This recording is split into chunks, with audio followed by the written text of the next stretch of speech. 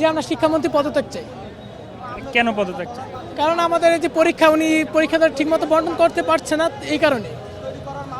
আপনার কি মনে হচ্ছে এই ইস্যুতে আসলে একজন মন্ত্রীর পদত্যাগ করা উচিত? কারণ এরকম হলে তো আসলে সব মন্ত্রী পদত্যাগ হয়ে যাবে। এত না, এখানে বলতে হলে উনি তো আমাদের ছাত্র, যেহেতু আমরা আমাদের সুবিধাগুলো ওনার দেখতে হবে, তাই না? এই এত বন্যা এইগুলোর ভিতরে তো আমাদের পরীক্ষা দিতে অনেক কষ্ট হচ্ছে, এগুলো ওনাদের দেখতে হবে।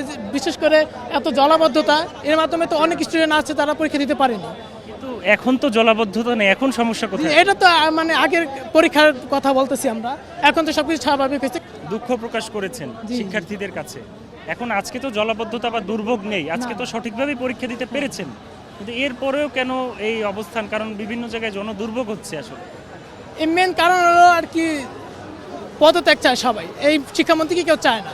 তার অপরাধটা হলো বিষয় হলো সে আমাদের সাথে আর কি মানে তাল মিলিয়ে চলতে পারছে না, সে আমাদেরকে বুঝতে চাচ্ছে না। আর আমরা তাদেরকে বুঝাতে চাচ্ছি যে আমাদের সাথে আপনারা একসাথে হন, আমাদের শিক্ষা ব্যবস্থা আপনি উন্নত করুন।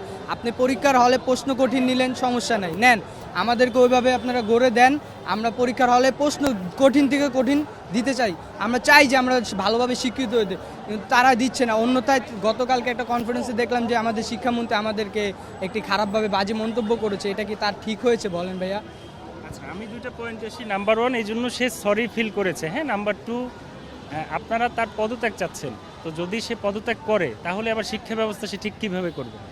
আমরা চাইতে ঠিক করুক। তার পদত্যাগ চাওয়ার মূল নীতিটা হচ্ছে গিয়ে ভাইয়া, যেহেতু সে একটা কাজে নিয়োজিত হয়েছে, সেজন্য সে কাজটা পরবর্তীতে ভালোভাবে করতে পারে, সেজন্য একটা দাবি উঠাতে হবেই আমাদের। আপনার কোনো কিছু ঠিক করতে হলে কোনো একটা যুক্তি দিয়ে তাকে ফোর্স করেই তার থেকে কাজটা আদায় করে নিতে হবে, যেহেতু আমাদের ভবিষ্যৎ, আমাদের দেশ, আমাদের সব। আমরা যে কোনো একটা দিকে ফোর্স করে হলেও তার থেকে আমরা এই দাবিটা আমাদের আদায়টা করে নিতে চাই, আমাদের ন্যায্য মূল্যটা আমরা আদায় করে নিতে চাই।